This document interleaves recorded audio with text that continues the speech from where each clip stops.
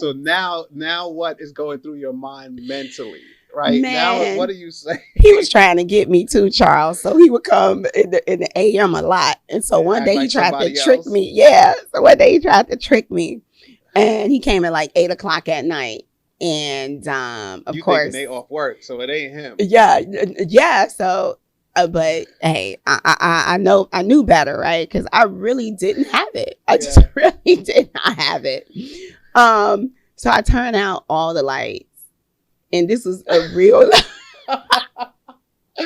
This is crazy. All right, go ahead. Yeah, this is making my stomach hurt. Go ahead. Right. Go ahead. So, because I know you where you are today. This is funny. And this is crazy, right? And this is what you. So I'm in a. Welcome to the Reinvesting, where we highlight some of the most creative and non-traditional ways to make money in real estate. We will showcase some of the world's greatest male and female real estate developers and teach you how you can make money by using the same strategies. Now, it's time to develop. Here's your host, Charles Noonan. Welcome to another episode of the Land Bank Show, where we highlight dope individuals that have done some extraordinary things in real estate through non-traditional methods. Today, we have one of my favorite people, Mrs. Cashflows, who is like a business and credit specialist, funding specialist, mentor, who like phenomenal mentorship because we share some mentees in common. What else we got? Talk to me. What's up, Charles? Thank you for having me. This is such a joy. Your set is phenomenal. Oh, cool. Yes. Yeah, I try to make it like more me. So I like art. You know, we got a little hip hop, a little low key hip hop in the background. And I try to make it fun. Yeah, absolutely. You've accomplished it for sure. Oh, cool. Thank you for coming to New York too. How's your trip been so far? You know, it's been amazing. You guys are a bit mean. I've been all over the country, and the first time I've ever been treated mean at the Delta Sky Club. Really? Was here. It could. So I can't take responsibility. Yeah. Right. But it could be the amount of people that we get. Yeah. It could be like it's not a slow airport. Yeah. It's fast. So. Yes. But at least here, right, we treat you like a queen. Yes. Right? Now I'm home with family. I feel a little better. All right, cool. All right, so we're going to get right right into it because I'm excited to have you here. And we've been talking about it for a long time. But you're one of like my personal friends where our businesses, we've helped each other in business. And our businesses has grown to where like we've done masterminds together. I feel super confident in giving you and referring clients to you because of the work that you've done. Yes. You know how I feel about you. Like, you just so dope. Like, you've been involved in a lot of firsts for me. Like, you're responsible for my first major speaking gig. So I appreciate that. Did you remember? Yeah. I didn't remember that, but thank you for telling me. Now I know. How was that though? Oh my God. It was so amazing. I was nervous, of course, but I played it cool. That's probably why you guys didn't really remember. No, we didn't know. So so look, once I got like wind of what you do, and I got to mention too, like you're one of the hardest working people like in this space, in the teaching space. And that's one of the things that I try to surround myself with people like that so that I could kind of take from that work ethic and just grow my business, which has helped. Yeah, 100%. Relationships are utterly important. Yep. Like, you have been a huge part of my journey, right? And I'm so happy and lucky that you reached out to me, even though I was skeptical when I saw NYC behind your name. All right.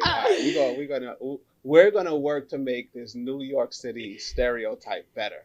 However, the first major, I would say, speaking engagement you did was in New York. It was. NYC, actually, I'm just kidding and poking fun, is actually becoming one of my favorite places. Nice. So I cannot front. Yeah, it's pretty dope here. Cool. Yeah.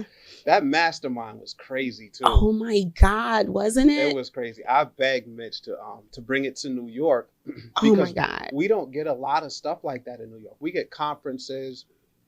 and they're so big because there's so many people. But the mastermind style I like because you actually get to participate. It's classroom style. You get to ask questions.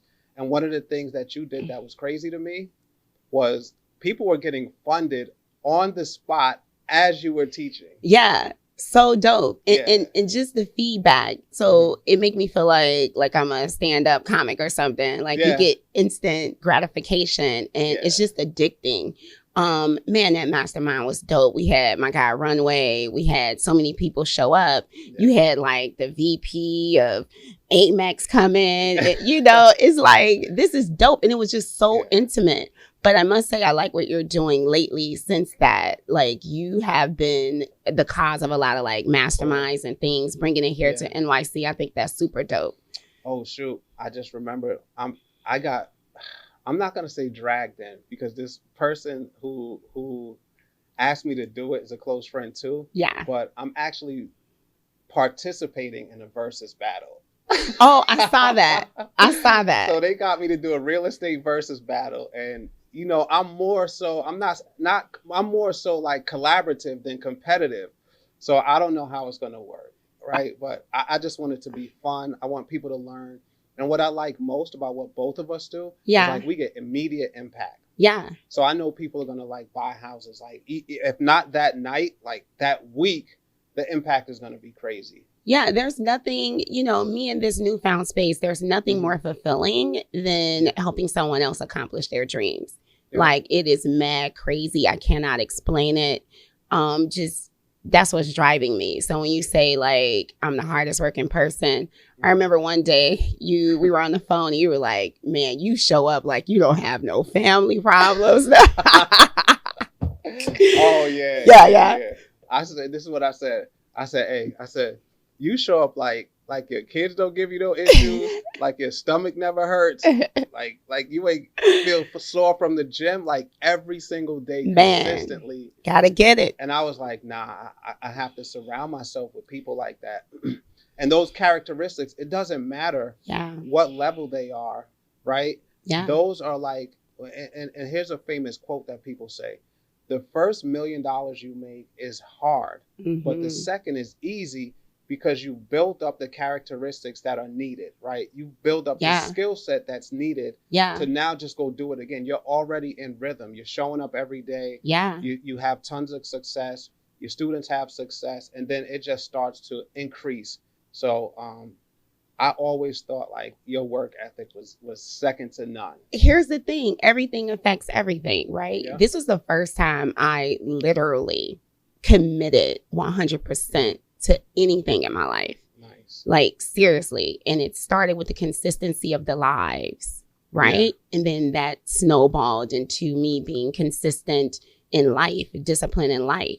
I had to leave the club because I used to love hanging out, Oh, man. And I replaced that with conferences. I replaced that with speaking engagements. Yeah. So I still get that gratification because I genuinely love people.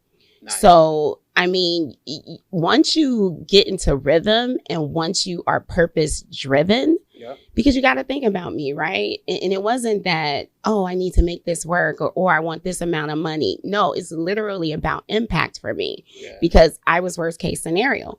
I know where you're headed. So that is where my drive comes from because I don't want anyone to go through what I went through. Like, seriously. All right. So look, we jumped in like two friends talking, right? Yeah. However, I need you to tell the audience who you are, just officially, right? Because I just went friend, mentor, like hardest working person, dope speaker. I just went in on my personal, but tell the audience who you are and just introduce yourself. Simply put, I am someone here that's going to get you funded, period. It doesn't matter what needs to happen. If you have credit challenges, if you don't have your business credit profile built out, if you don't even have a clue the amount of money that is available to you, I'm here to load you up with financial literacy and make sure you get funded. On average, we're getting you at least $250,000. Oh, yeah. On average. Yes. So some higher, some lower, but just average base. You like, all right, somebody comes into my program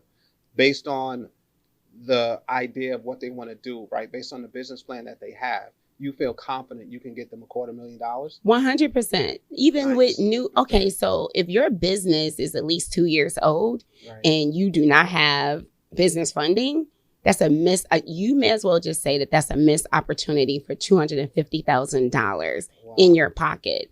And the average person hasn't seen that amount of money at one time ever in their life. Wow. Yeah. Crazy. So I know, so here's one thing I gotta say. Business funding, when done correctly, it's not common the way that you do it, right? A lot of people just don't know that they have access to those amounts of money. Yeah. So here's what I want your listeners to fully understand. Like what we're talking about and what we're discussing. On average, a day-old LLC, at least up to $150,000 and 0% interest funding. 1 day old? Like you form the corporation, whether you go like Inc. File, Northwest Agency, you form your corporation. Yes. It's a day old and they qualify, or you know exactly like how you can get them funded? Yeah, so there's some steps that need to happen, right? You need to make sure that you're fundable and lendable. It starts with your name, right? A lot of people mess up there. Every time I run into someone, simply they'll have like their first name in there, what the business is, what the business does. It looks unprofessional, right? You want to show up professionally, right? You want your name to be, you can use an acronym of some sort or your last name plus ventures, holdings, management. That's it. No logistics, no real estate, no credit repair, none of that, right? That helps. Yes, 100%. Because banks know that these industries are risky. You don't want to name yourself out of the game and end up on the risky lenders list. And then as soon as they see your name, you're like, nope, we don't do real estate. So is it tiered to where you would qualify for less amounts of money, or some are just knockout? Like if you have gentleman's club in your name or real estate professional, that you'll be knocked out from some lenders because of the industry might be risky, or is it 100%? Let me tell you what happened to one of my clients recently. Right now, she has a business that has nothing to do with credit repair, but during the questionnaire, and this was Navy Federal, during the questionnaire when she was opening up her business checking account with them, they asked her like, hey, is your business in credit repair of any sort? Have you? And she was like, no. And then they turned around and they switched the question on her and they asked her, have you ever helped anyone fix their credit or something, like any of your clients or any of your customers? And she said, yes. Okay.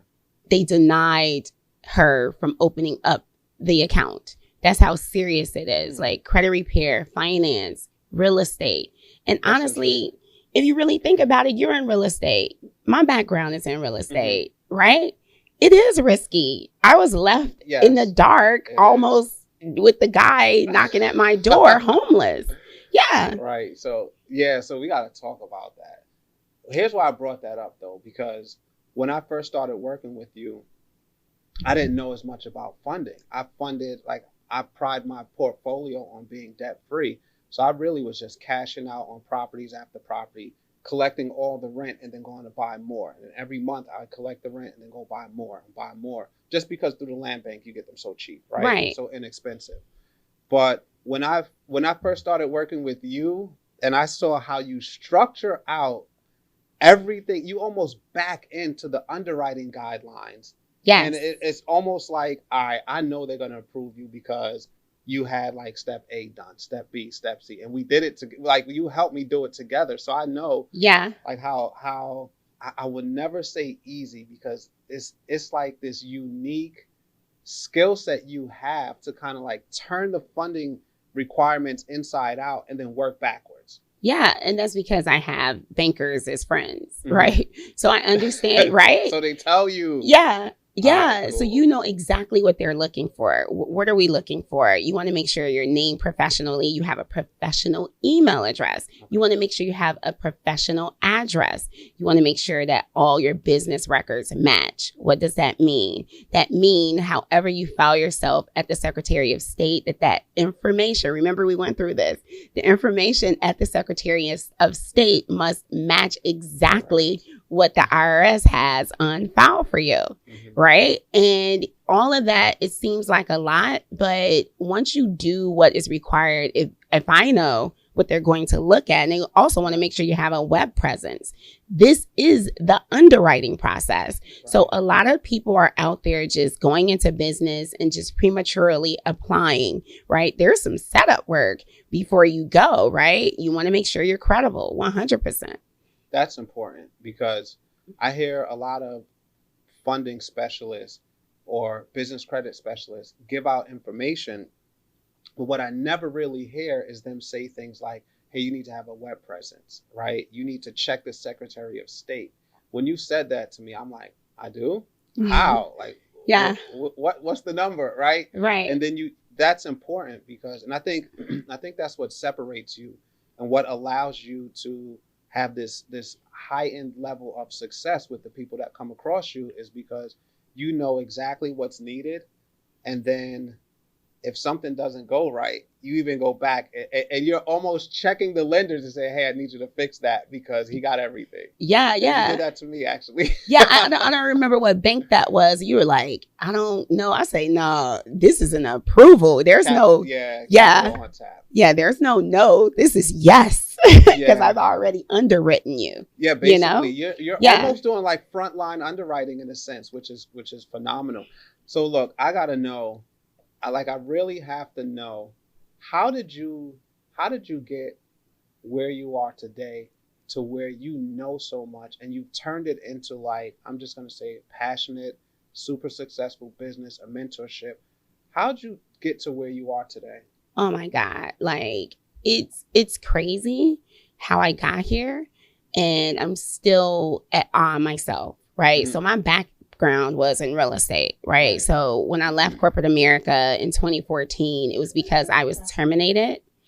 It was because I was terminated 3 times consecutively in that year, right? I don't know if I told you this, but they fired me on my lunch break. I literally was fired on my lunch break. You got let go from 3 jobs in 1 year. In 1 year? Yes. I was a network analyst and my background was in the mobility industry. Okay. And so I was terminated from US Cellular, which was my full-time job. And so I went into consulting. Right. I was killing it though, right? I thought I was at the time, right? I was making like $65 to $85 an hour. So I'm like, this is it for me. I never had any ambition to go into entrepreneurship at all, right? I did everything that I was supposed to do. Right.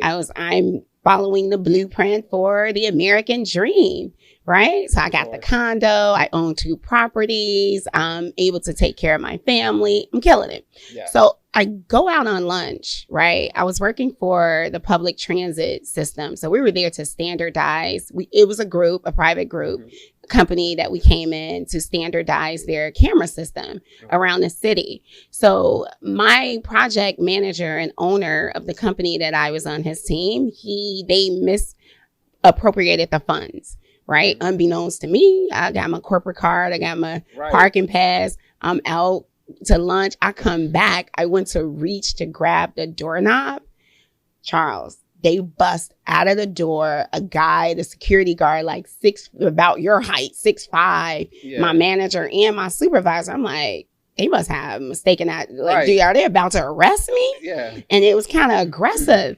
And he was like, I'm sorry, Akila, this is the way, the transit system company, Chicago Transit does it.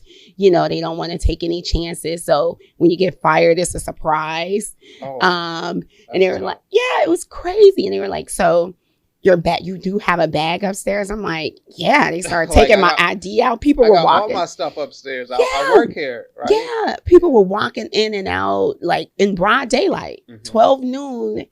Daylight, people walking in and out of the building looking like, oh shit, she's getting fired. I was like, I walked away from that, Charles, and I was like, something else has to happen. Right. I had no clue what it was, but the next day, right? I was the type of person where I was totally 100% responsible for my family. Like when you're the most successful, that black tax is real. You call it black tax. Oh my God, right? So I was responsible. Black tax. Yeah. So some of my friends and I, we call it ninja tax. 100%. Well, it's almost the same thing. Yeah. It's ninja on top of chopping your check because they're clocking your dollars. They know your paycheck. Okay. They know your schedule, your pay schedule. Exactly. Yeah. That's funny. Yeah. And then you forget. So you forgot you got paid. And then you're talking to them. They're like, yeah, That's girl, funny. you know, and then at the end of the conversation, you think I can hold something? You like, oh my God. Like, it's part of the process. Yeah. Right? It happens as you climb the ladder, that stuff happens. So 100%. yeah. This should be like, somebody should write a book about that. Man. It's called like Making It and What Happens After. Because we're not prepared for that. And we're not prepared for it. We're not prepared, but it happens so quickly. It's like you just change your financial situation, and then like the pulling and the tugging and all the other stuff that comes along with it, and the asking, the stories, the business ventures. Yeah. It just comes at you. And there's really no blueprint of how to say, like, I just got a few checks at this level, right? I've just made it for like 3 months. And like, I ain't even comfortable yet, right? This is my first 7-figure year. And you guys are like, there's taxes that come with, there's so much that comes with it. Yeah. Right? And this should be somebody's got to put a book out. But let me tell your listeners who's coming up under the sound of my voice, like most successful people, that money is accounted for. Of course. Yeah, we chop it up and it's working in other places. So we don't have it. No, I don't have $10. I actually do not. Yeah. This money is accounted for staff, for future investments. Reinvest, right? Yeah.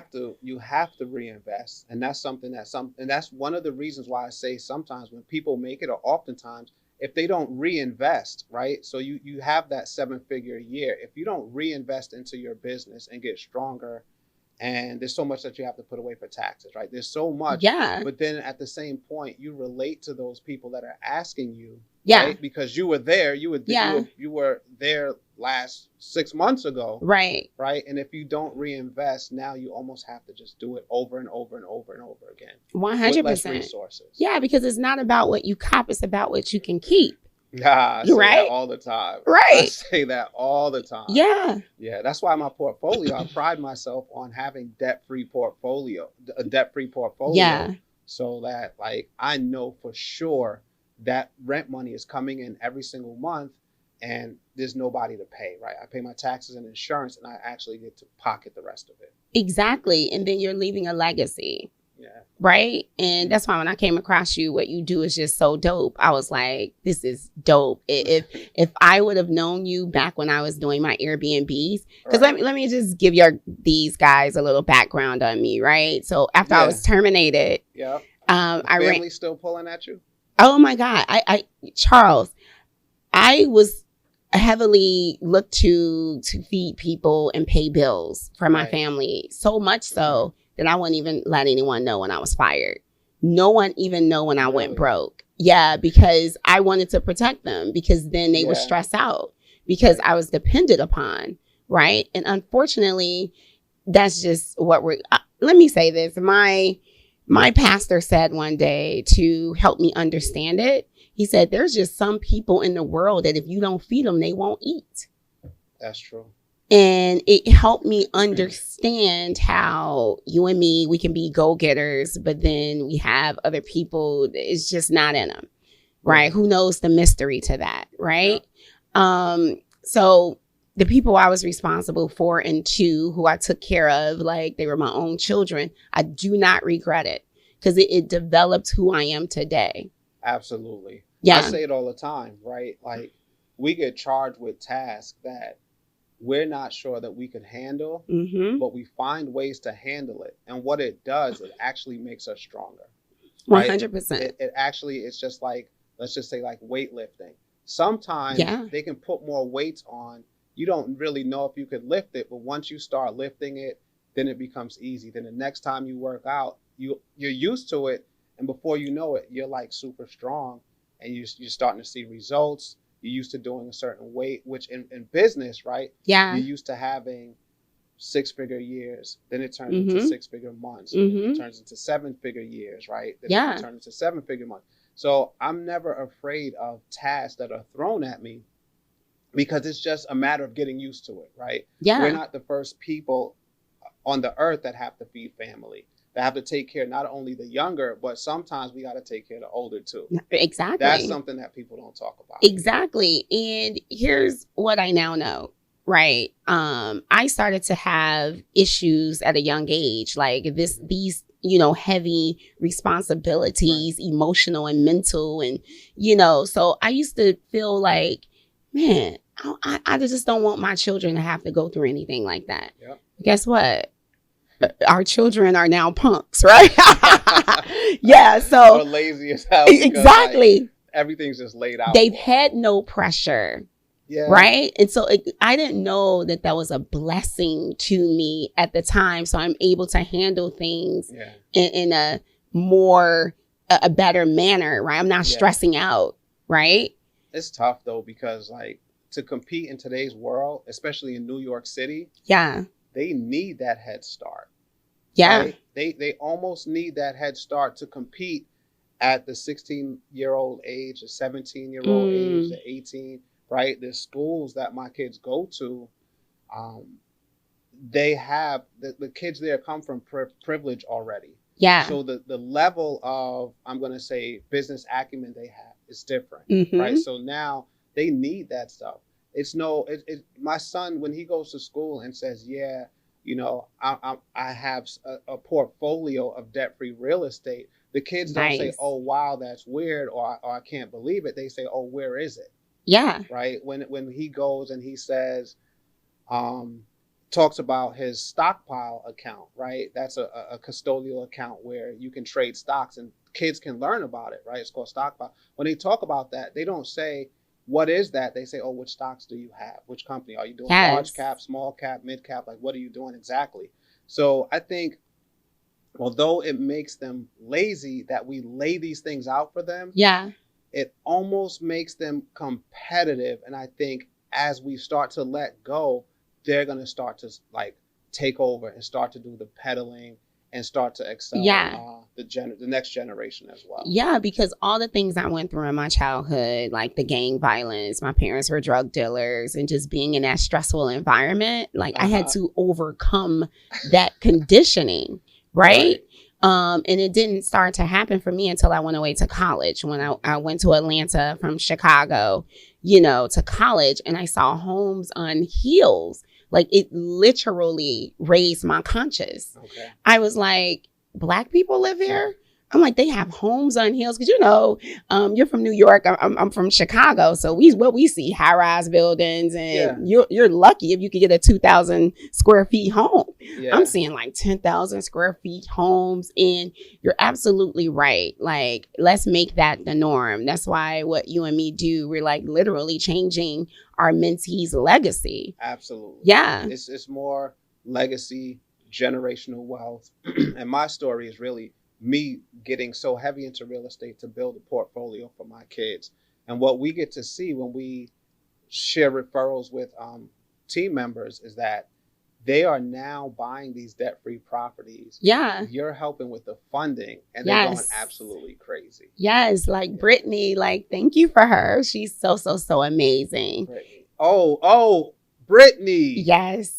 All right. So Brittany went absolutely crazy. Yeah. Brittany leveled her generation and then she went down a generation. Then she went up a generation. What happened? Brittany got into my program, right? Brittany bought a house for herself, like day 2. Mm-hmm. She bust through all the courses and everything. She bought a house for herself, right? Love it. Day 3, Brittany's back on Mighty Network where we all communicate, right? That's the Land Bank team member group chat, so to speak. Brittany then bought a house for her, day 2. Day 3, she bought a house for her wife. Let's go. Day 4, Brittany goes back. Let's go. And we're still celebrating. Brittany bought a house for her mother. Nice. So Brittany, within like a week, like less than a 10-day span, got a house for herself, her wife, and her mother. Let's go. Absolutely crazy. Then she's not asking questions about money for renovating, right? She's saying, like, I have my money already, And she got how much? Do you know exactly how much she got from you? Well, right now, so she's in my new cohort, right? Okay. That just started like 2 weeks ago. She's already up $70K. Oh, no, not 70. I take that back. 12,000. She's in your mentorship. She joined my mentorship, and I gave her a nice strategy. Right. Yeah, so we already know what that's gonna do. Brittany is about to really bust through the wall. So I'm excited for her. I love it. All right, before we go on to how you turned it around, I have to just take a word for our sponsors, because we got sponsors at the Land Bank show that make all this stuff happen. They pay for the artwork and producers and everything. So all right, let's pay the bills. So our first sponsor, unsoldland.org. Unsoldland.org is your one-stop shop for everything land. They have own it now opportunities, buy it now opportunities, and then there's some auction type opportunities to where you guys can go in and get land immediately at pennies on the dollar. The next sponsor we have, Star Homes in Cullman, Alabama.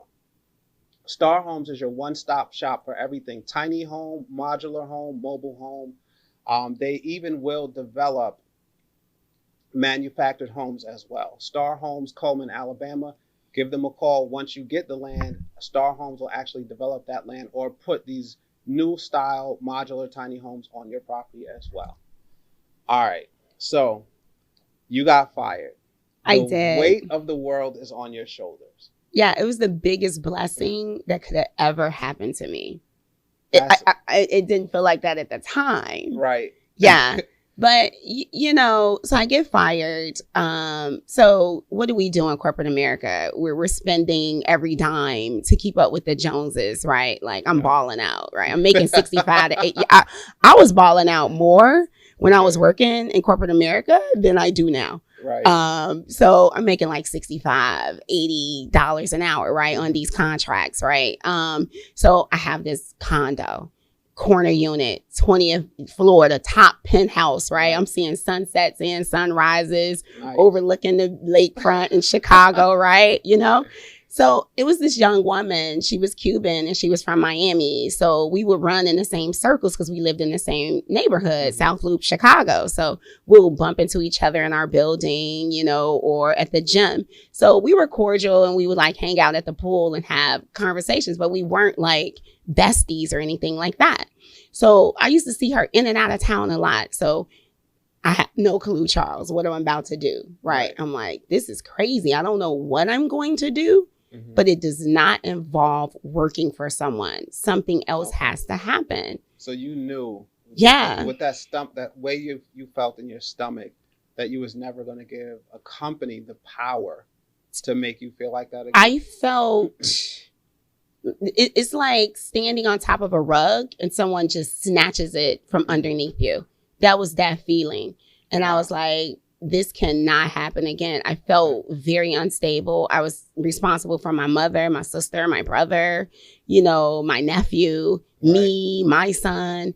And, that's pretty heavy, right? Yeah. So. Did you have real estate at that time? I did. Okay. I did. So at the time I had 2 4 units. And that was the best decision of my life. I bought my first property. We were going in under the underwriting process in 2008. This is how ignorant I was. Or I had no clue. So you know what happened in 2008? Yeah. It was the crash. Yes. So I'm wondering like why they just won't approve, they put 46 conditions on the file. Wow. And so banks weren't giving out money. And so when they finally released the funds, I closed in 2009, right? Okay. So here it is. I got a brand new gray stone 3 unit with a basement. So literally 4 units, right?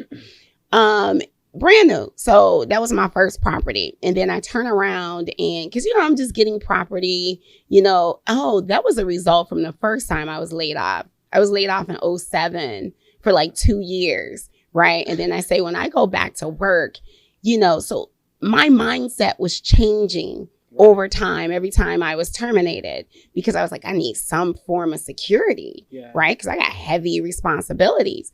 So fast forward. So I'm fired. I run into my cordial friend in the building, in the elevator. She's like, hey, where you headed? I'm like, I'm headed to the gym. She was like, me too. She was like, you want to grab lunch afterwards? I'm like, sure, So while we're at lunch, she was like, man, what's going on with you? I was like, girl, I just got fired yesterday. Like, you know, and then so she, you know, we used to conversate. She was like, you own other buildings, right? And I was like, yeah, I do. She was like, do you think you can move in one of your rental properties? And I was like, I don't want to. Like, you know, like I want to see the sunrise, right? I want to stay here. And so that's when she proceeded to tell me what it is that she does. And she was like, man, you should just Airbnb the unit here. And I was like, what's Airbnb? Yeah. Like, come to find out, I'm the pioneer of it. Like, it was not very popular in 2014. But then she, You was doing Airbnb in 2014?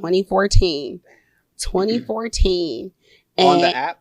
Yeah. So you would operate? Okay. Yeah. Cool. And so she's already killing it, right? She got units in South Beach. So she's killing it before the regulation.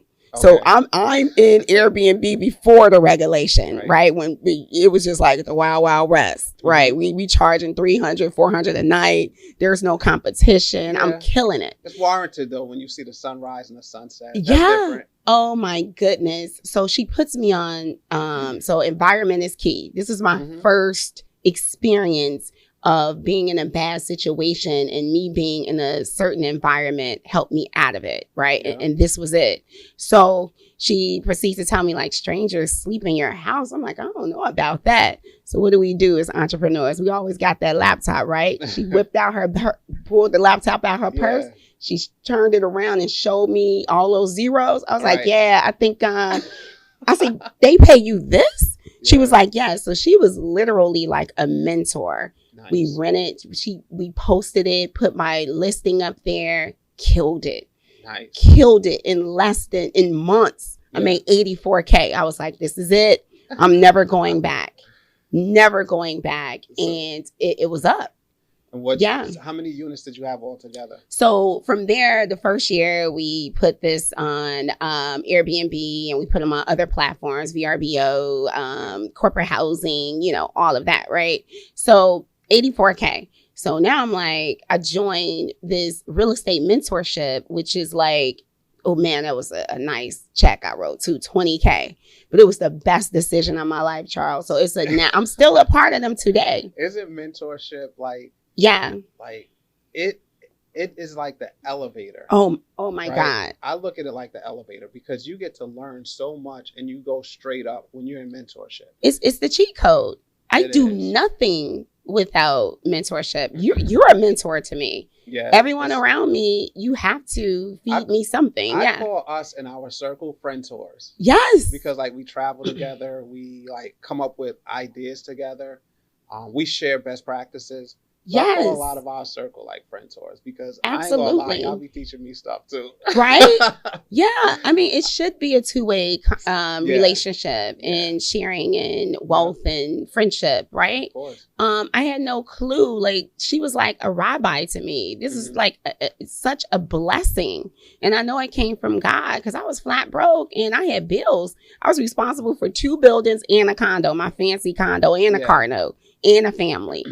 You know, so it was mad crazy. So now I'm like, how do I duplicate this? Yeah. So in the real estate community that I was involved in, it was a guy just so happened had like an official Airbnb mentorship from California, right? He's still killing it to this day. And let me tell you something about mindset. I did not want to pay for the mentorship. And at the time, I'm dating this guy. He's like, because I met him in the community, of course. And he's like one of the top wholesalers in Chicago. So he's never worked for anyone. So he was just pure entrepreneur. So he was already there with developing himself and paying for mentorship. Right. So he's like, Akila, it's only $2,000. Like, Akila, get the mentorship. Yeah. And I'm like, no, you know, like I could just do what I did. Right. You know, I can, if I made $84K on my own, all I need is 10 of these and I'm up. Yeah. He like, Akila, get the mentorship. He swipes his card. He turned the laptop around. There you go. There go your login. You know how men do it. Like, there you go. Let's get it. The first module, it teaches me how to choose my Airbnb location in the correct fashion, which to identify high earning units, and also a script to contact owners and landlords in order to acquire them. Right. Charles, do you know the very first phone call? I cannot make this up. I was like, well, let's test this out. Very first call I made, they offered me 12 units. Wow. 12 units. Nice. Yeah. So what'd you do from there? Like, did you run up? How many did you have in total? So at this time I had one, right? And so the first building, they were a high-rise luxury building, literally across the street from the Ferris wheel, downtown Chicago. Right. Amazing. Right. So they're like, well, we'll give you up to 12 units. Makes sense to us. Now, see, guys, this is when Airbnb was like a blue ocean. So there was no competition and they really was unaware of what really was going on. So they were just like giving out units. No problem. Right. So so from there, I was like, no, let's do 2. Right. So my mentor was like, no, Akila, that's too much. Like, I highly... Wait, did you want to try to get the whole building? Shit, you know what I'm saying? You was running it up. So you was like, give me... So I'm doing... You got to understand, I'm new to entrepreneurship. So I learned a lot about myself. That's something I would do too. That's not an uncommon feeling. Okay. Right? Because you see the numbers you're doing. Yeah. And you want to multiply. That's how we scale. I don't know if you had systems in place or not. I did. Yeah. When I do something at scale, me personally may have gotten all 12 and backed into how to make $84,000. Yeah. So I get on our call the first time. It's my first week. I'm like, yo, I used the script and I was offered 12 units. He like, Akila, like, slow down. Like, you haven't even gotten through all the modules yet, right? I'm ready to execute. So, that $2,000 turned. So I ended up scaling with 4 units, right? Okay. I staggered it under his guidance. And that $84K that same year, it turned it into $200K. And it was up. A $2,000 investment catapulted me into 6 figures, literally. That's you should have got all 12. Yeah. Eventually I did. No, eventually I did. Okay. I scaled up to 14 units. Yeah. Eventually I did. Right. You got all 12 in that one building? No. So we spread it out. I ended up getting 2 units in Orange County, California. Okay. Right. Under his guidance. And it was through his plug, right? My mentor's plug. And he was like, hey, you want to kind of like shift it around. You don't want everything, in one area. And it was nice. One thing I can say, and we were doing what is known as the lease arbitrage method, where I would lease and release on the platform. All right. I'm not so familiar with that. I just never got a chance to get into it. And now it seems like the landscape of Airbnb changed. Yeah. Unless you really know how to do it. So you and I know people that make like tons of money with Airbnb still. And it's changed. So I kind of backed off a little. What would you recommend people to jump into it today? So in completing my story, I'm killing it. I'm making over 250. Like I was in the high 200s, right? One year I made over 3. I was like, I'm rich. I'm killing it, right? But I'm still a preemie when it comes to business. Yeah. So it happened for me so easy that I was very naive. I was moving based on the monies. So I learned a lot about myself, right? Yeah. The competition comes in, right? So now the competition comes in unbeknownst to me because I'm partying around the country, dried up. So, okay. So I get in it 5 years early, no competition. Now all of a sudden you have REITs and hedge funds. Yeah. They're catching on to this Airbnb thing and people pulling money. And so this company called Saunders, they come into big major markets and they were just like literally building out full hotels, and their marketing plan is off the chain. I mean, they're marketing on Airbnb and with their own efforts with a team. I'm charging $350, professional host, because that's the rate. They come in, they're undercutting the prices. They did to us what Walmart did to Kmart. They slashing it $150 a night. Right. Went 4 months, no bookings. Really? Before you know it, liquidated $150,000 cash. You know, I had an 815 credit score, attempted to use my credit cards, Amex, Discover, all of those folk. They were like, girl, when Keela in trouble. They lowered those credit limits on me. I was busted. So it started just spiraling downhill. Oh my God. It got so bad for me, Charles. I was like literally in the dark, hiding from the guy to avoid eviction. I had to move into one of my Airbnb units. Really? And it was the most, I wouldn't wish that on anyone. So here it is. I come from evicting people to becoming the evictee. And that was a very... Wait, you got evicted? Hurtful. From one of the places? Well, actually, I did not, because I understood landlord-tenant law. Okay. So in Chicago, if the guy doesn't serve you, you don't get the court. So when you say you were hiding from like from a court martial, a processor or somebody? A processor. You know how the people, so in Chicago, they'll pull up on a bike and you'll see the brown envelope. And I'm looking out the peephole and I see the envelope. And you acted like you wasn't home? Yes, sir. Turned the lights out, turn off the lights, turn off the TV. Oh, it got bad. Wow. People don't like to talk about this part of entrepreneurship, but it's real. Yeah. So what happens now? And I'm not laughing at that. Oh, we can laugh at it now. I'm not laughing at you. Yeah. I just never knew like that was a process. Man. All right. Yeah. What? So now what is going through your mind mentally?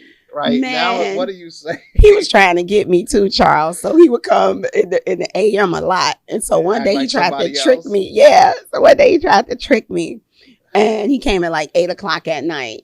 And of course, they off work, so it ain't him. Yeah. So, but hey, I know I knew better, right? Because I really didn't have it. I just really did not have it. So I turned out all the lights, and this was a real. This is crazy. All right, go ahead. Yeah, this is making my stomach hurt. Go ahead. Right. Go ahead. So. Because I know you where you are today. This is funny. And this is crazy, right? And this is what you funny. So I'm in the dark. I literally start crying. And that's when I cried myself to sleep. And I woke up that morning. And that's when I realized like all the things that I used to do, my rituals when I was lit up with money and prestige and freedom to do things. I stopped working out. I stopped journaling for the first time in my life. And I ended up in a depressed state, unbeknownst to me. And I got up that morning and I grabbed my journal and I date my journal. And I look back, I had not written in my journal in months, like 3-4 months, something crazy like that. Yep. And I wrote down while I was crying. And I had literally like a come to Jesus moment. I was like, man, you know what? Let's go work out. I put my gym shoes on because, you know, I moved into the apartment that was literally across from Navy Pier on the 34th floor, right? So I haven't paid rent, but I get in their elevator and I go running on the lakefront and insights started to come to me.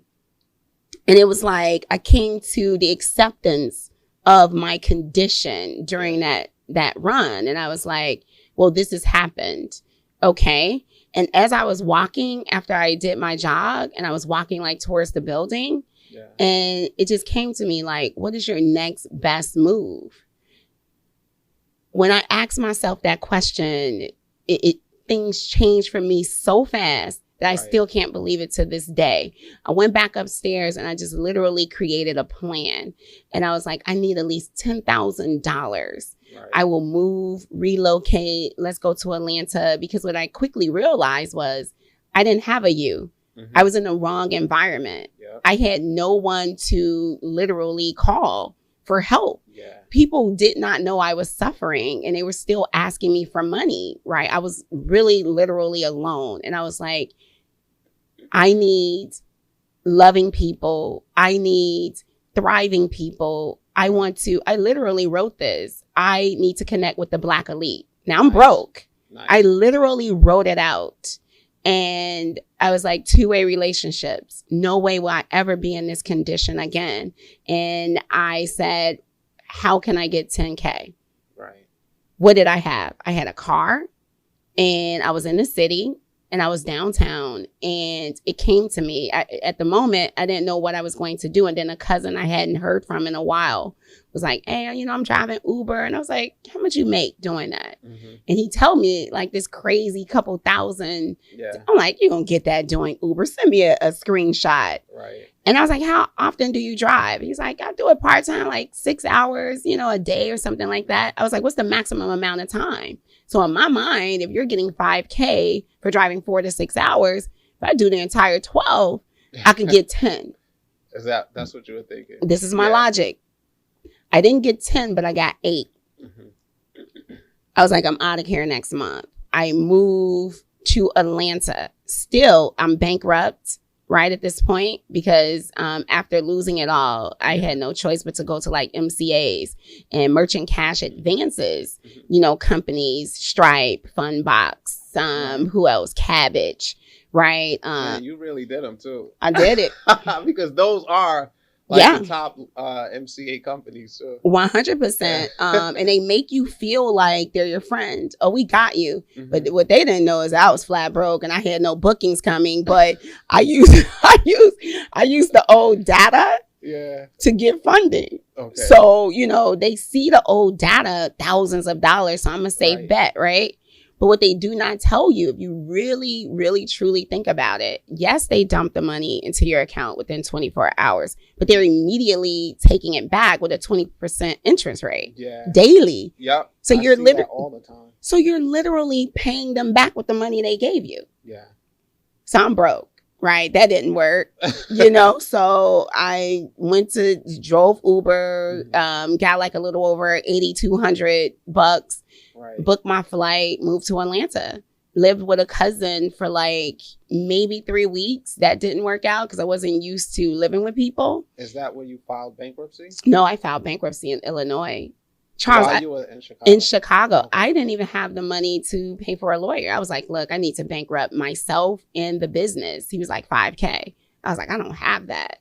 So I remember a scammer family member I had. I was like, didn't you say you used to self-file bankruptcy? And she was like, yeah, self-file. Okay. You get really creative when you're broke, right? And she was like, girl, yeah, I'll show you how to do it. It's only $246. Mm-hmm. Literally went down to the federal building, downtown Chicago, the same jail R. Kelly was in at the time. Oh, Lord. 7th floor.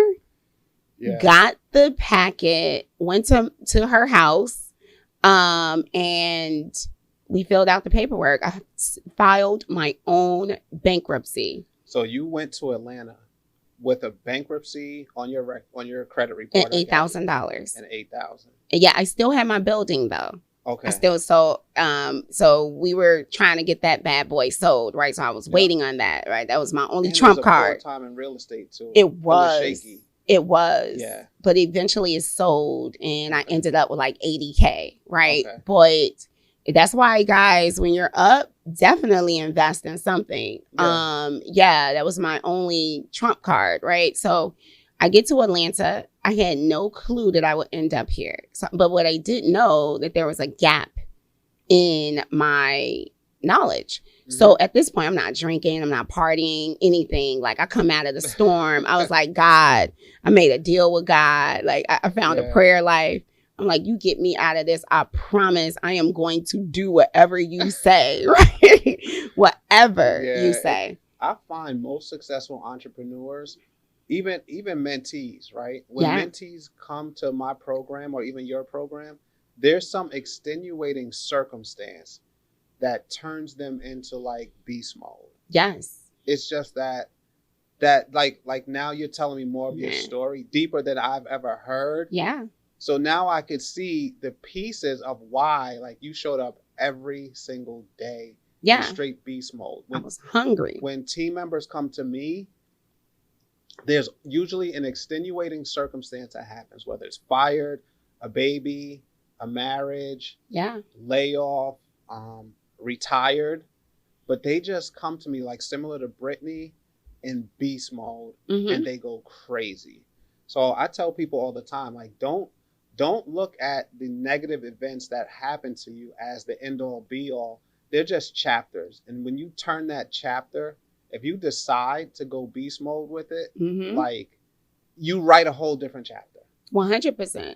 So you bankrupt, you in Atlanta, what happens now? So How do you get to where you are today, to where you removing bankruptcies off people's credit report, right? The right way. I seen you do it. So how do you get to where you are, having been like so low?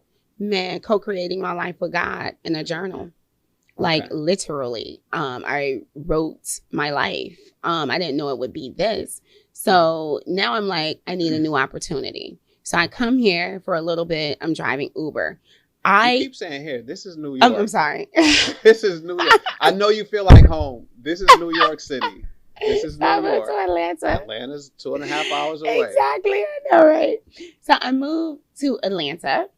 And so I didn't know what I was going to do, but going back to corporate America just wasn't an option, right? So I come here.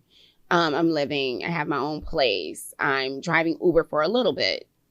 Things changed for me so fast when I switched the focus from what I lost to how can I get back into a better situation for myself. So now I'm looking for an opportunity. Right. So I see Turo. So I'm like, I bet someone is doing this on a professional level, right? So someone back home in Chicago, I'm having a conversation with them. And they was like, yeah, actually, there is someone doing it on a professional level. Actually, I think he's out there in Atlanta with you. And I'm like, really? He's like, yeah, he got like 100 cars. I'm like, really? Yeah. Because remember, my background since 2009 was renting. I can rent anything. Okay. Right? Yeah. I can rent apartments. I can rent. So it made sense, right? I had some transferable skills. Yeah. So I go to a link that they send me a link. It's CEO Matty J. Okay. So Wait, this is important. Turn your mic to you. Yes. People have to hear this. Yes. Let's turn it a little bit this way. Oh my goodness, right? So it's CEO Matty J. He proceeds to break down the strategy on like how to get 30 cars in 30 days. Yeah. So my eyes are like, that's it? Like they'll give anyone a car. Like even though I have a bankruptcy on my credit report, I can get a few cars. Yeah. So now I'm following CEO Matty J. Had no other reason to go to the internet, right? Here's the thing. I'm going on there every day. There's this guy beefing with someone, right? So who now becomes my mentor. It's him 500. So I click on it and I see him taking his mentees into like a private jet. He's like, yeah, we can get rid of bankruptcy. This is my first time hearing this, right? Get rid of bankruptcies, charge-offs, child support, late payments. I'm like, yo, I can get rid of my bankruptcy? I'm telling y'all, Instagram, him 500 saved my life. Like I literally was like, that's it. I got to get into this guy's mentorship. Right. And plus you already had experience with paying for information. Yes. Right. At this point, I mean, at this point, this is my strategy. I need a new opportunity and I need mentorship. I knew there was a gap in my knowledge because I knew how to make money. I didn't know how to keep it. I lacked financial literacy is what I lacked. There's no way now that I look back at my story that a person in my position should have ended up in that state. I had $150,000 liquid cash.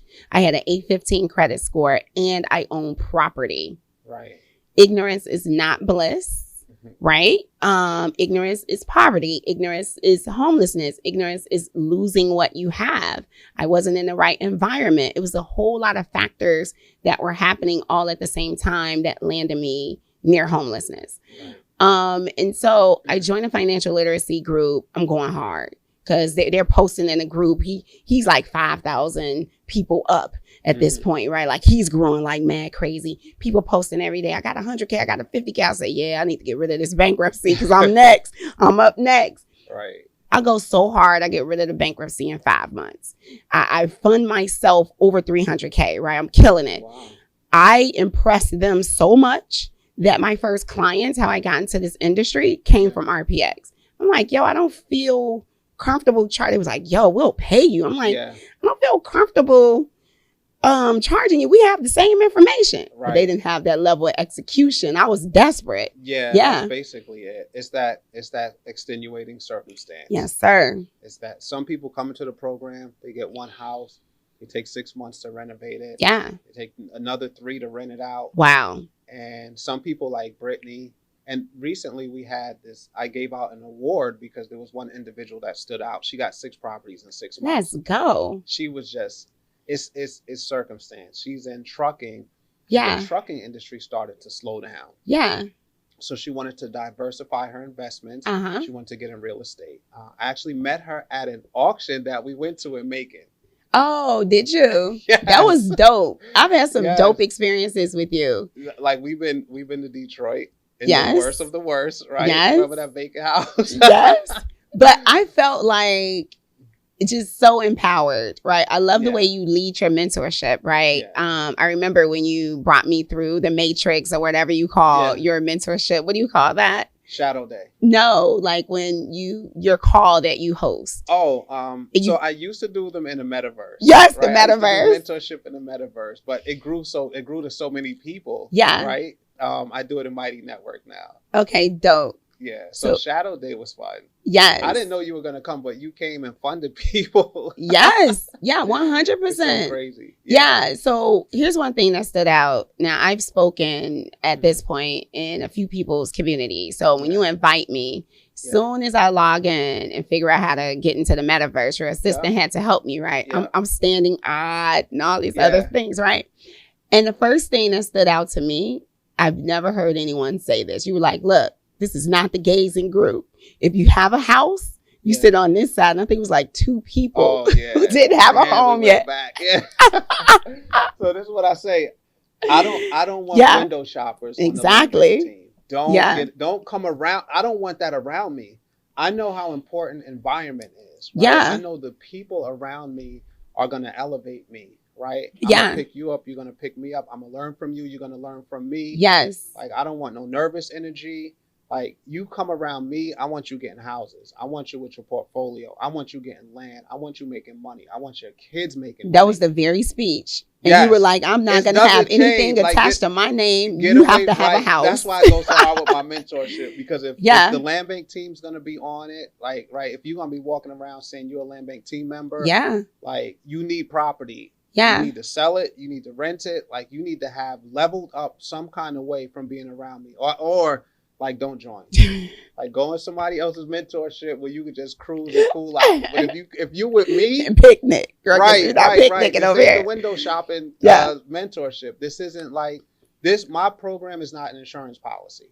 Right. If you think you're getting fired, and you just want to invest in something and just be lax with it, don't join. Right. I don't want that energy. I don't want that scared safety net energy. I want the I had an extenuating circumstance. Yes. I need to get 10 of these because here's what it does. There's 250 land banks across the United States. Mm-hmm.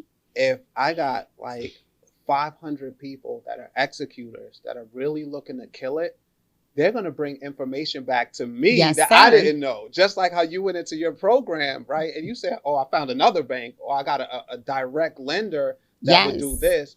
And it just elevates the whole community. So that's the concept of 100. That's the concept of masterminding, right? In the book, Think and Grow Rich, right? We're literally people are leveling up. I'm leveling up. You're downloading information. We're exchanging that mentally. We need executors. 100%. But that's who you attract. So I'm starting to now see with my mentorship that's who you attract. It literally comes from the head down. And that's the energy that's flowing through your mentorship, because out of all the people that were sitting in that room, you only had 2 people. And then you called out one guy. You was like, hey, Derek, I can't remember his name. You only been here 2 weeks. You need to get to the other side of the room. That's funny. Yeah, 100%. We had some fun moments. Yeah. People do get excited or they get energized when they see me mentor, because 100%. I try to it's something that we can create ourselves, right? We can create our own, like you said, you journaled. you talk to God, you manifested what you wanted your future to be like. Mm-hmm. So with my mentorship, it's like, I don't know what mentorship y'all been in, but like you paid already, right? You paid already. So now like you're going to go buy. Get in the water, right? Jump in the water, you're going to buy, you're going to start swimming. Exactly. You might end up in a yacht, but you got to get in the water. 100%. Right? I love it. You got to put the cables on people's backs. Yeah, I have to. And then the experiences when we did Shadow Day. Yeah. When is the next one? That was amazing. Oh, so we doing something crazy. Yeah. We're doing something crazy. I'm attempting to do something like I've never seen before. What's that, Charles? What's that? So here's the next thing. I'm going to do, it's probably going to be August or September. I'm going to do something called Deed Day. Okay. Where all the land bank team members that have deeds of land, we're actually going to go to Alabama because a lot of it is in the South. It's in Alabama. Okay. We're going to have Deed Day where everybody has their deeds that they actually own debt free of land. We're going to go do like a mastermind where I'm going to have project managers for developing the land. I'm going to have Adam from Star Homes. You didn't come to Alabama yet. Maybe you come to the next trip. But I'm going to have Adam from Star Homes. I'm going to have the project manager. I'm going to have like 3 other companies. I'm going to have the foundation people, the companies that lay foundations, so that I'm going to attempt to really just turn we're probably like 80 to 100 individuals that own land debt free. Wow. So I'm going to try, schedule permitting, I'm going to try to have like a mastermind where it's Deed Day. They come to my properties. I'm developing 3 duplexes now. And as soon as we break ground, I want to actually bring them, show them. I'm actually waiting for the concrete to be laid, for the foundations to be done. Once that's done, I could actually bring, and you know how my shadow day is, right? You're going to actually, you get to see, you get to touch, you get to speak to the people that are doing it. So that's coming soon. Yeah, I love it. Just the mere fact of seeing things in action and experiencing it. And it makes sense why your people are killing it. Like, it just makes sense. I'll be trying to do crazy stuff. I'll be trying to do stuff like nobody's ever seen before, nobody's ever heard of. Just like, because if you see it, you think it, it's like, all right, just put it in action. Just do it. And it oftentimes happens like that. Yeah, and your creativity when it comes to business, like me just sitting here listening, like you've called me a few times and gave me mad crazy plays. And I asked you, like, how you come up with this? It's like, I don't know. I just, that's what I do. No, there's a lot that goes into it. It's a lot. I do a lot of I obsess over success.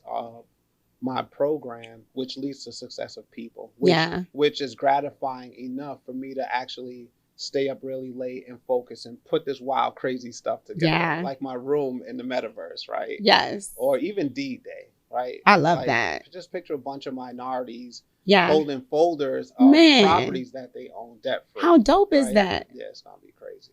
See, so look, can you commit to coming to Deed Day? When is it? It's either August or September. I'm pushing developers every day. So you know how I am when I want something. Beast mode. I'm like, hey, what are we doing? When are you laying foundation? Like when? How much does it cost? Is it paid for? So I'm pushing my project manager daily. I just want to break ground on 3. I have the models. We actually did a design. We saw the design of how I designed the duplexes already. Okay. So we did that and we're just kind of like pushing through. I love it. I'm there. I'm going to get you there. I have to experience it. Look, 100%. You got to get on a flight soon. Here's what I want you to do. You got into the program, right? You're starting to fund yourself. How do you get to where you are today? Man, so my idea for myself was, so I made a deal with God. I was like, going forward, I'm just co-creating my life with you, right? I do nothing without consulting you first, right? That was my deal. So I come out, people are coming to me for funding. It was a guy in the community. I was just like giving them to him because in my mind, I'm like, I just need funding and I'm starting a home healthcare business. Right. So I'm waiting on the licensing for my home healthcare business. That took like a 4-month process. By the time that came, Charles, I'm in full business, right? Like people are now looking to me, okay, they're referring people because I'm getting results, right? And it's like, man, it's this young lady, and it was like really literally a word of mouth thing. So I came to a crossroads and shout out to David Shands. I was part of his morning meetup at the time. It was something that was a partnership that him 500 and him had at the time where his mentees got the morning meetup.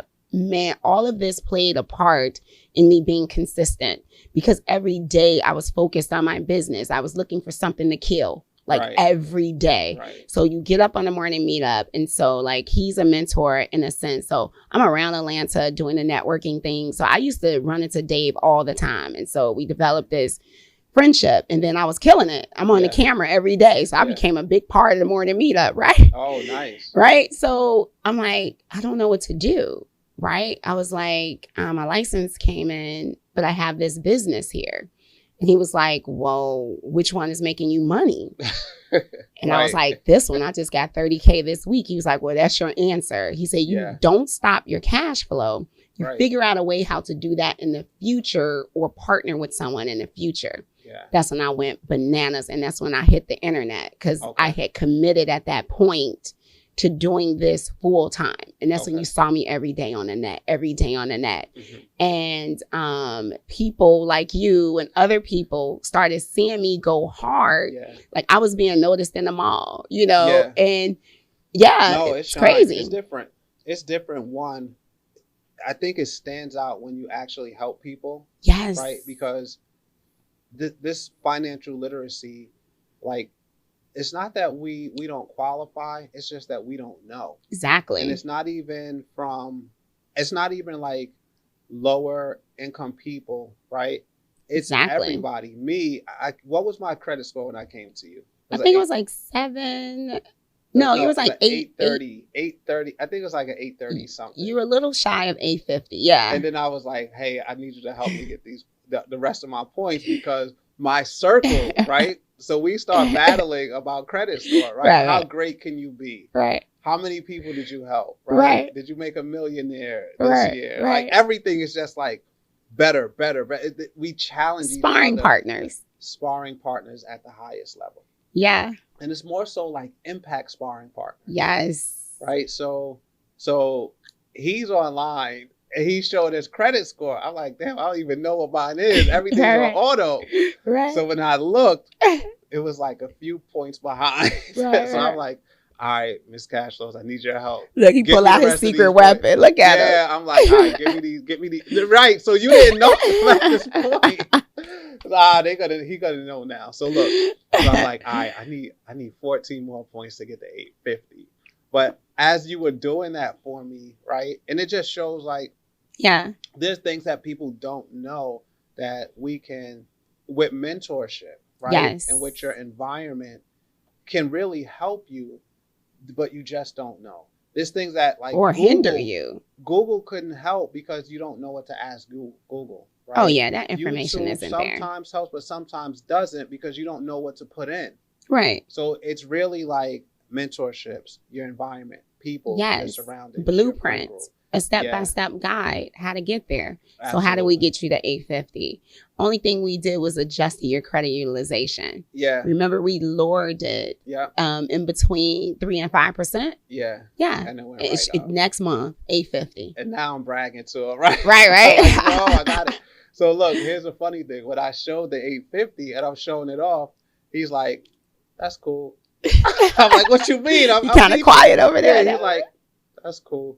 All right, so you're not even using it now. Like, what are you doing? Right. I'm like, wait, I thought he's like, nah. So that level, right?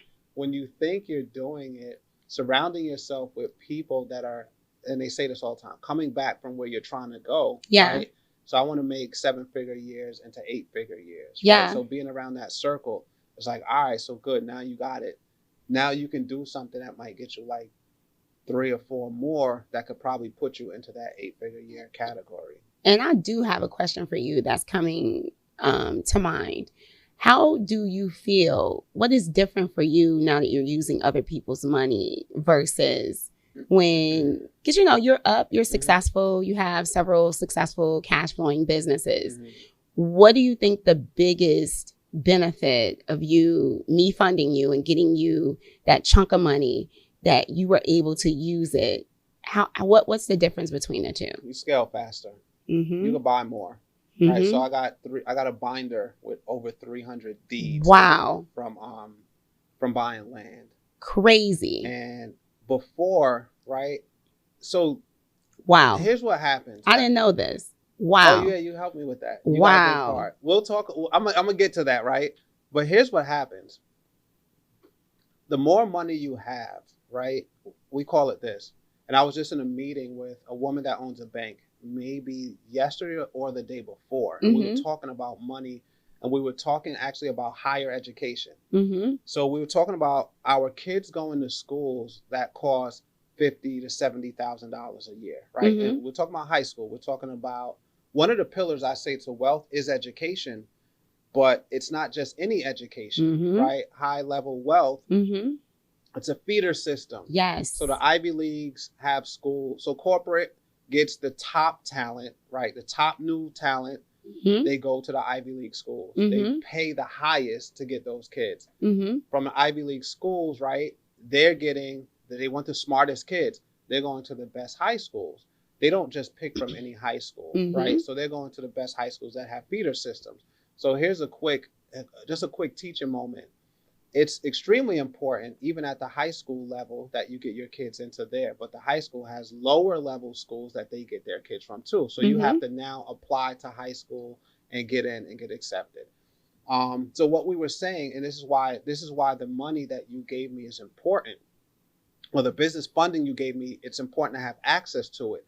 So just on a simple math, right? If you take $1 million, and this is just a real conversation I'm having with a woman that owns like tons of real estate and a bank, right? So we're having this conversation, and if you put $1 million into a high yield savings account, just that alone, right? Sometimes they're like 4.9%, 5%. They've fluctuated lately, but it's like a safe place where you can put money, you can have access to it.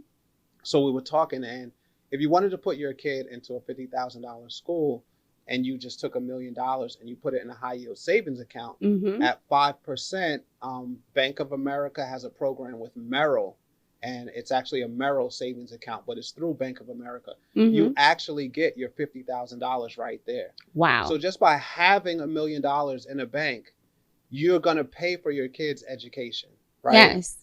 That pays that $50,000 feeder school to the Ivy League school. So if your kids, like mine, didn't necessarily want to be entrepreneurs or jump out there and just kind of like live and write their own paychecks, and they wanted to get like these high paying jobs coming fresh out of school, right? It's internships too. Ivy League schools, those kids are getting internships at sophomore year.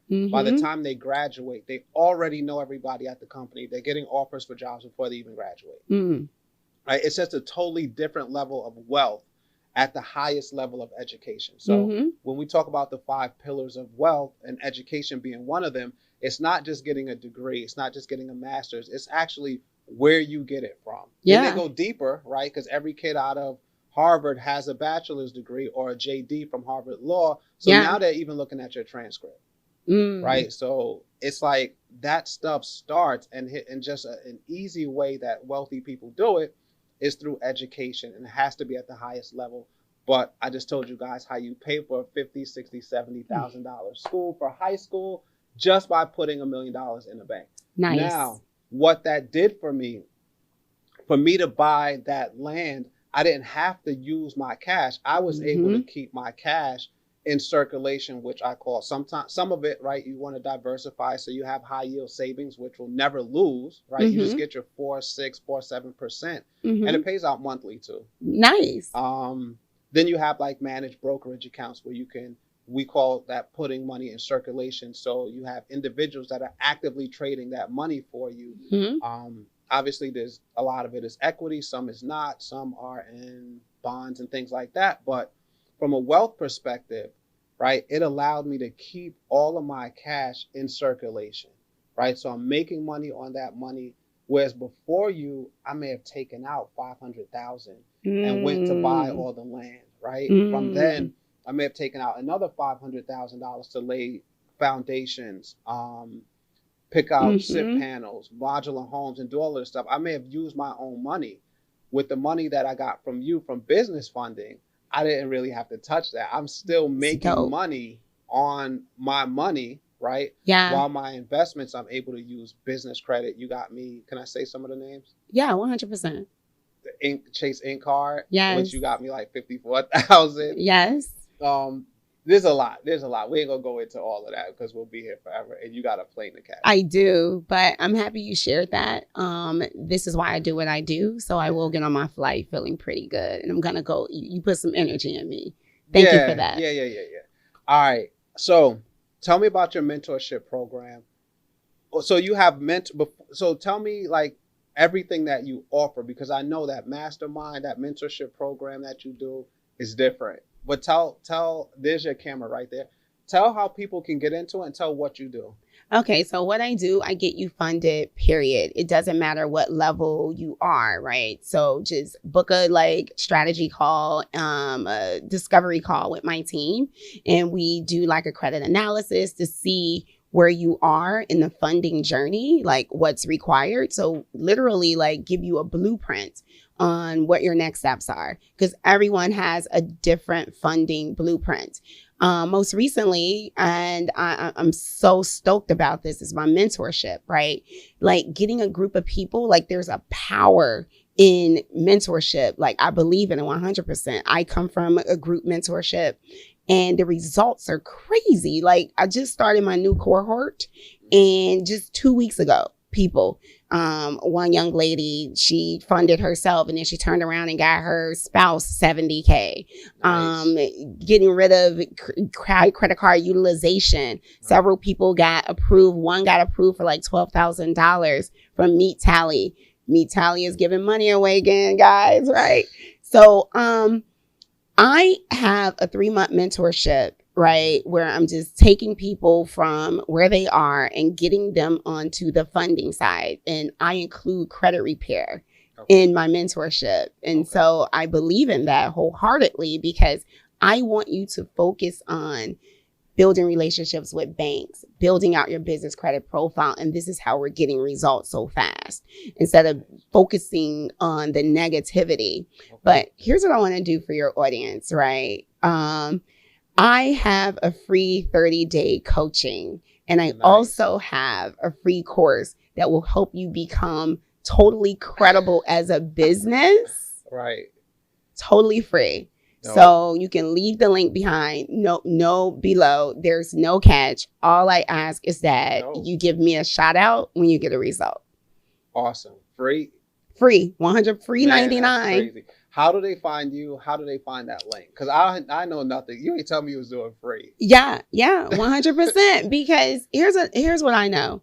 As long as you just get started in focusing on the resolution instead of the problem, that's why I don't want you focusing on credit repair. I experienced that firsthand. Right. I was so focused on the loss and the negativity and the bankruptcy that I was stagnant. Yeah. So I don't care where you are right now, financially or whatever, your next best move could be this free course. Right. 100%, because you can start building out your business credit profile. That's how I could tell you want to impact people. Yeah. That's how right there. You giving away. And we give so much for free all the time. We do. Right? Even your lives, people are telling me that they learned from when we go live, right? They're telling, hey, I got this from Miss Cashflows. I'm ready. I'm like, yo, you in her program? They're like, nah, y'all went live on Thursday. I'm like, man. Yeah. All right, so cool. Where do they find you? Instagram. My phone number is on my profile. I'm at Mrs. Cashflows on all platforms: TikTok, Instagram, YouTube. Follow me. I give game as often as possible because I have a different connection to this financial literacy, to this funding thing. And business credit and funding is for you guys. Definitely take advantage of the free course. Awesome. Guys, you heard it first on the Land Bank Show. Like, subscribe. We're going to wrap up this edition. Miss Cashflow's got to get on her plane. She's already feeling like she's in Atlanta, but she's not back home yet. Yes. We're going to get you to LaGuardia. Thank you for coming, sis. I appreciate it. And we'll talk soon. So dope. Thank you. All right. Thank you for listening to The Land Bank Show with Charles Noonan. please leave a review for this podcast and give it 5 stars. Also, follow on Instagram at Charles J. Noonan and share with others, as we want to share these unique strategies with developers across the world.